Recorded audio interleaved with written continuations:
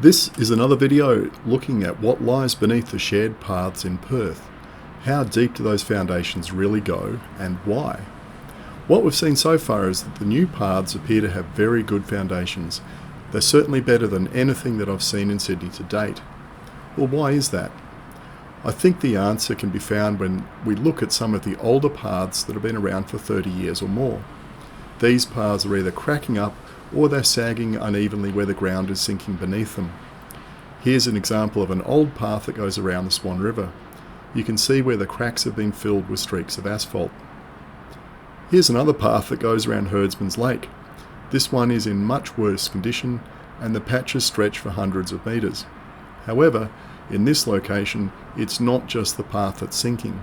The road is also pretty lumpy because this area used to be a swamp. You may of course remember a very famous story about a castle that was built on top of a swamp and sank into it, repeatedly. When I look at the condition some of these old paths are in, I do wonder why they don't just rip them up and start again.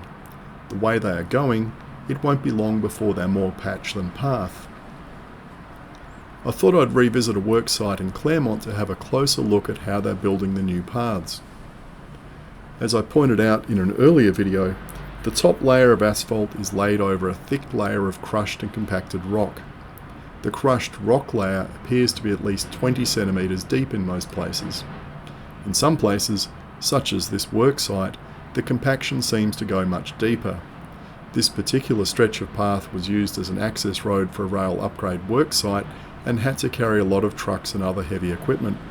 So I'm guessing they engineered the foundations to deal with that sort of load. That's way more than a bike path would ever require, but who's going to complain about a bit of over-engineering? Let me explain what we're looking at here. That used to be a bike path on the other side of the fence. That stretch of land was needed for a railway upgrade project, so they closed half the road and allocated an entire lane to cyclists. And they then ripped up the old bike path and used it as an access road. That accounts for the massive width of the path in places. The upgrade project is now nearing completion, so they're restoring the bike path. And it looks like the restored path is going to be much better than the old path.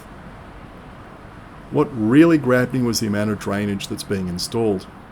These are very big drains and they're positioned every few metres. And notice how they are offset to the side of the path rather than being stuck smack in the middle of it. Another feature of most of the new paths is that the surface isn't broken anywhere by manholes or access covers or any other sort of lid that might end up being a hazard to cyclists.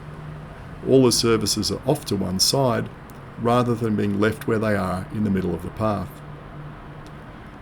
I wonder if any of the power poles are going to be moved as well.